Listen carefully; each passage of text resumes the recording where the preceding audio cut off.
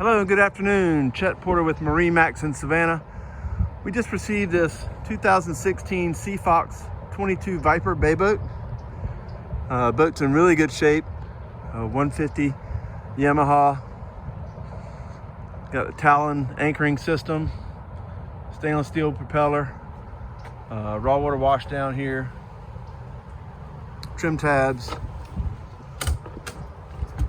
Boat has triple seats across the stern, live well in the center, another storage compartment with the raw water wash down hose in there, leaning post. Boat has a Hummingbird sonar GPS system with the down imaging, which is really nice. GPS VHF, normal Yamaha gauges.